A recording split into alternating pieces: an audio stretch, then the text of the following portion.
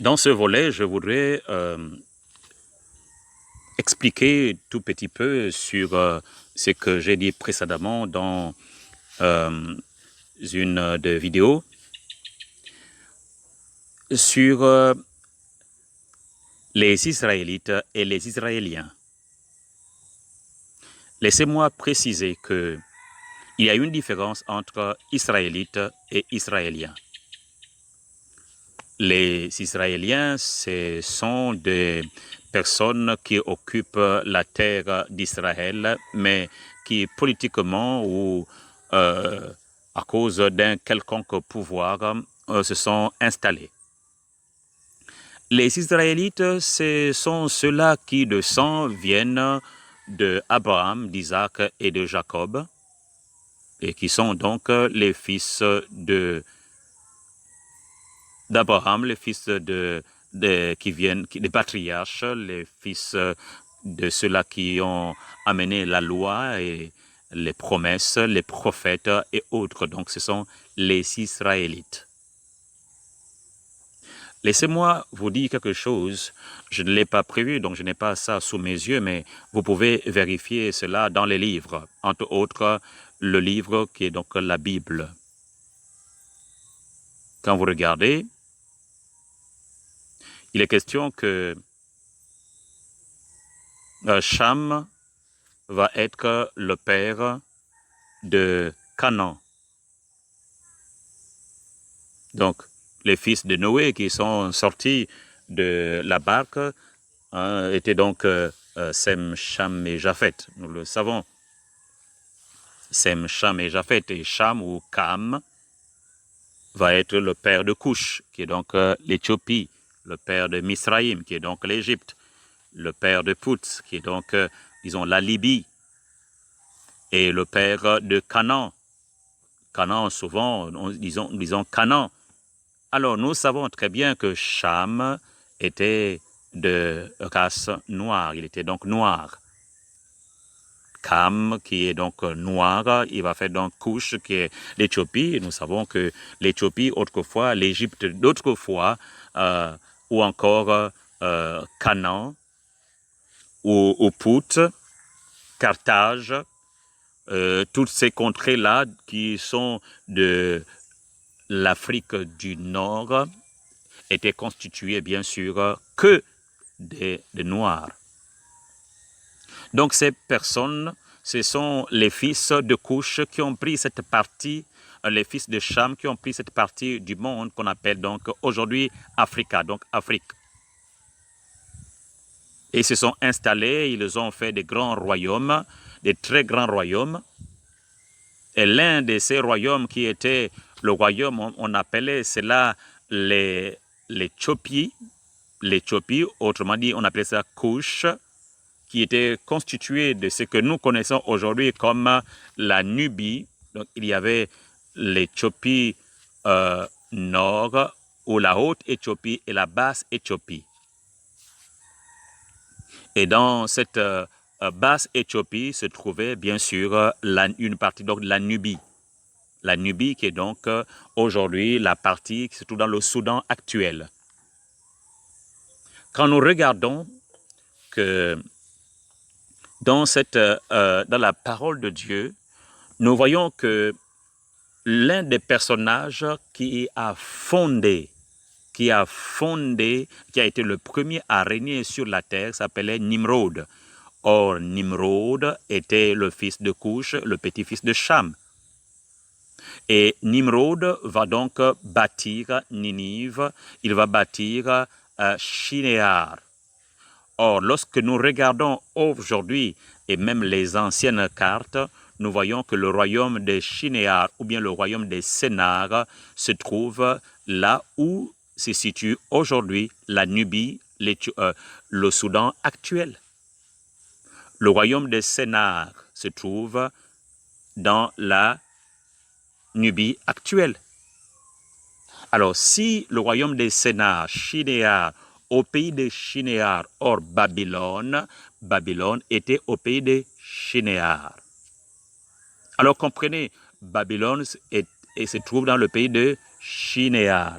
Et si Babylone se trouve au pays de Shinéar, nous comprenons que Shinéar ou Sénar était là où se trouve la Nubie présente, le Soudan présent. Il est question que Dieu parla à Abraham qui habitait donc Ur en Chaldée au pays de Shinéar. Et il va donc dire à Abraham de partir, de sortir de là, de la maison de son père, et d'aller dans une contrée où lui-même devrait donc le lui montrer. Abraham sortit de là. Et il va donc parcourir les terres. Il va aller au loin jusqu'à arriver à Canaan. Il arrive donc à Canaan. Alors, lorsque nous regardez très bien, quand nous voyons que le Soudan se trouve en Afrique, Abraham va quitter le Soudan pour aller vers l'ouest. Vers l'ouest, ce qui veut dire qu'il va quelque part s'installer et mettre le premier hôtel vers l'ouest, à Bethel. Bethel est caché, Bethel est tellement loin, Bethel politique est tellement loin, situé dans la Palestine, mais Bethel physique, Bethel d'Abraham qu'il avait mis, où il avait construit l'hôtel, mais se trouve ailleurs. Lorsque vous regardez à la frontière de la Centrafrique avec le Congo, Brazzaville, vous trouverez là un pays appelé Bétou. Bétou. Regardez dans les cartes, tapez dans le Google la ville Bétou en Afrique, ou Bétou, vous tapez seulement Bétou et vous verrez qu'on vous situe vers le nord de le Congo-Brazzaville. Alors, essayons donc de cerner cette histoire qui a été cachée, cette histoire qui a été, disons, brisée pour que ceux qui sont des propriétaires ne puissent pas la connaître et par conséquent pouvoir implanter ou baser leur vie sur ce qui est connu. Donc Abraham et bien d'autres, Abraham et Isaac et Jacob vont vivre dans cette contrée. Et nous, quand nous regardons, je vais juste encore avant d'aller détailler ma thèse pour nous démontrer finalement qu'il y a Israël politique et Israël physique qui est naturel, fils d'Abraham, et que Israël politique, eh bien, les personnes sont venues de très loin. Donc, je disais dans le troisième volet ces personnes sont venues, ce peuple est venu de l'Europe de l'Est. Alors, dans l'Europe de l'Est, il y avait un grand royaume qui était donc le royaume de Khazar. Ce royaume de Khazar avait reçu le judaïsme, s'était converti, ses dignitaires s'étaient convertis au judaïsme vers le 9e, 10e siècle. Et ainsi, donc, ils ont mis en place un système de croyance sur la base de ce que la Bible parle, de la Torah. Donc, ils ont appris et ils ont pris les valeurs qui sont de la Bible.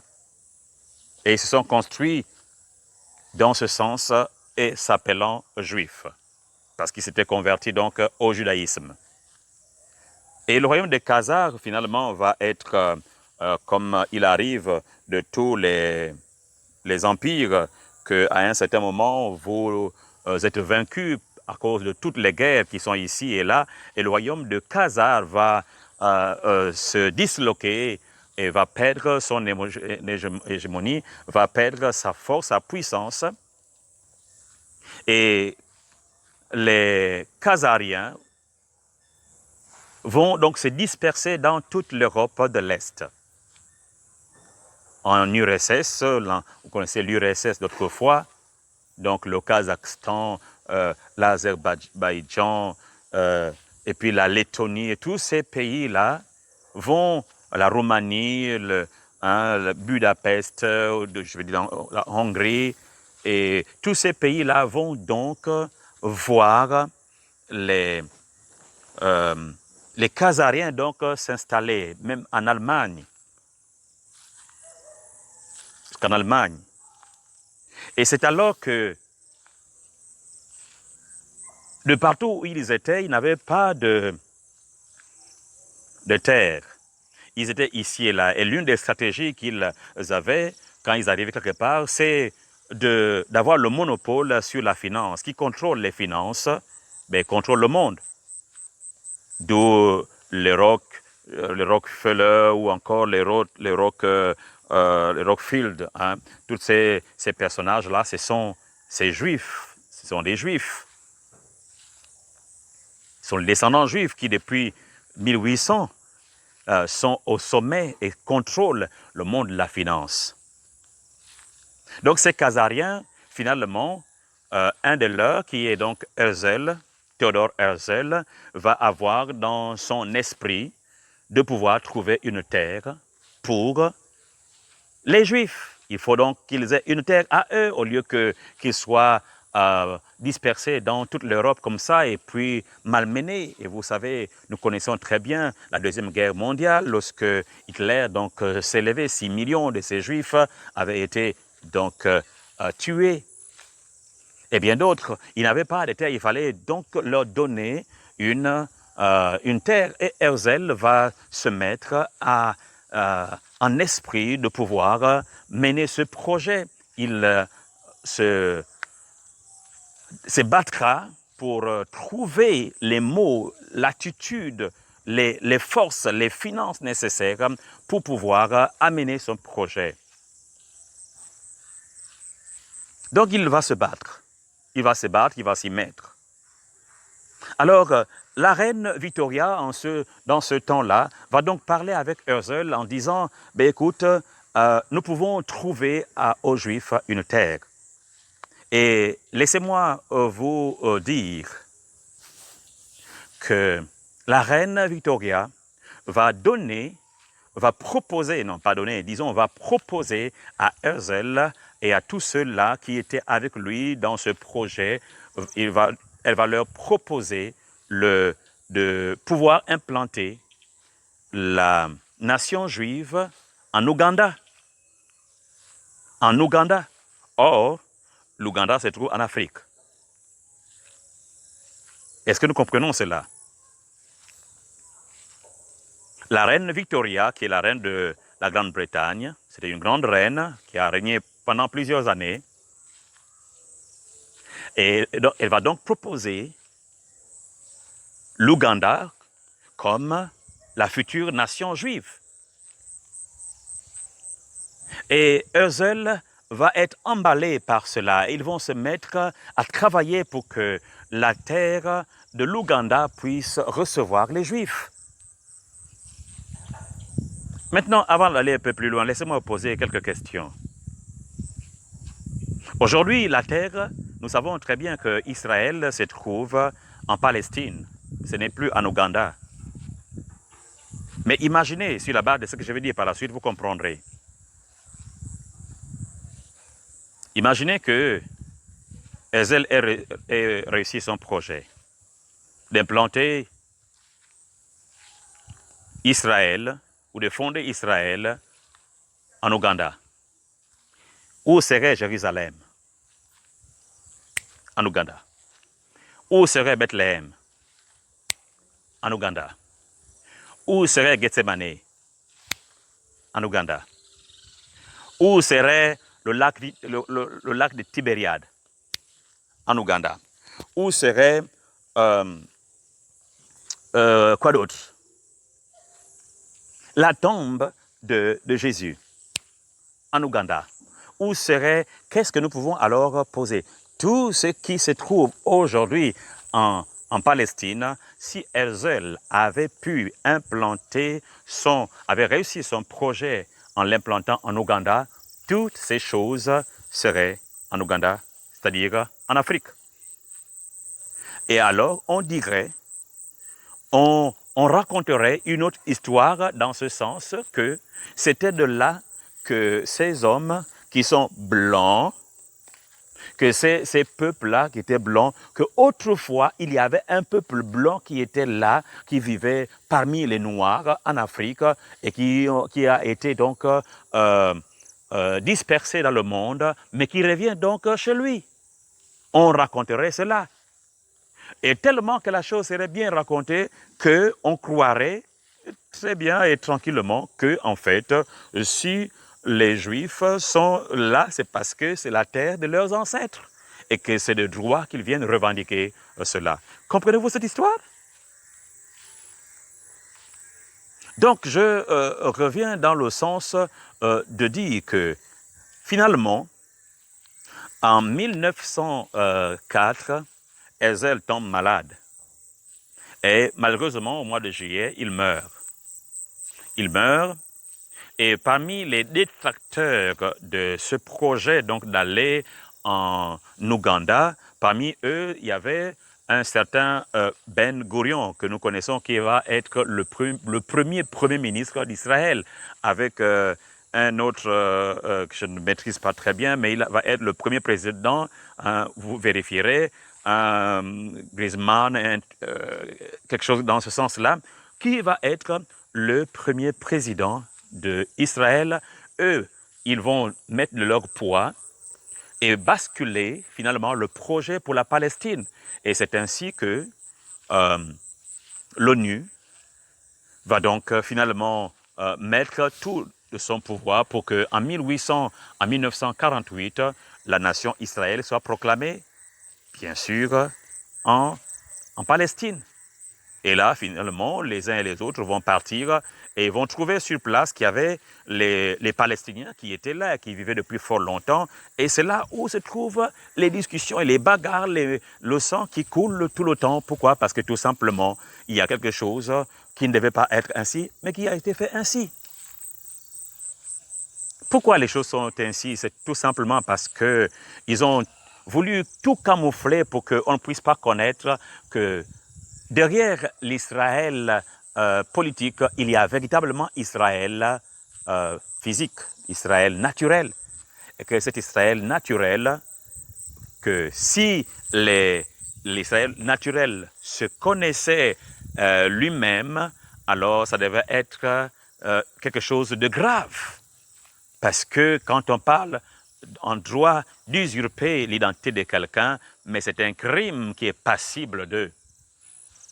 Mais sur le fait qu'Israël n'est pas Israël et qu'Israël qui devait être là n'est pas appelé Israël, qu'il n'est même pas reconnu comme tel, mais qu'alors son continent ou encore son continent a été divisé à telle sorte que, au lieu qu'il soit appelé terre de Juda, ou terre de Bantou, ou terre du Congo, royaume Congo, encore, on va donc diviser pour appeler une partie Gabon, appeler une partie Zaïre, appeler une partie Angola, appeler une autre partie Cameroun, appeler une partie Guinée, appeler une autre partie Centrafrique, appeler... Vous voyez combien de fois tout cela a été divisé à tel point que nous nous battons sur des noms qui ne sont pas... qui nous égarent et qui égarent réellement le peuple. Je reviendrai encore sur cela pour mieux expliquer, même sur la base de certains textes des Écritures, pour révéler réellement que Israël naturel, était en Afrique et en Afrique. Et que, autant que nous puissions être, si nous voulons ouvrir nos yeux, nous voulons ouvrir nos oreilles et comprendre que nous avons été spoliés, nous avons été brisés, ruinés comme ça. Alors, et que le temps pour nous de nous lever est arrivé, alors nous nous lèverons et nous commencerons à revendiquer notre héritage. Et cela veut dire qu'il y a beaucoup de choses qui ont été faites. Pourquoi? La dernière question que je nous pose et qui fera l'objet certainement d'une réponse dans un autre volet, comment se fait-il que les Rothschild les Rockefeller et bien d'autres se sont enrichis. Et sur quelle base se sont-ils enrichis?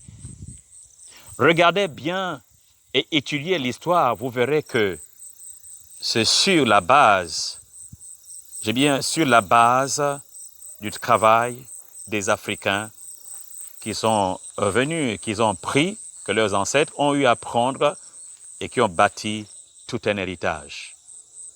C'était donc du côté du Kambala, le Reverend. Je vous dis à bientôt.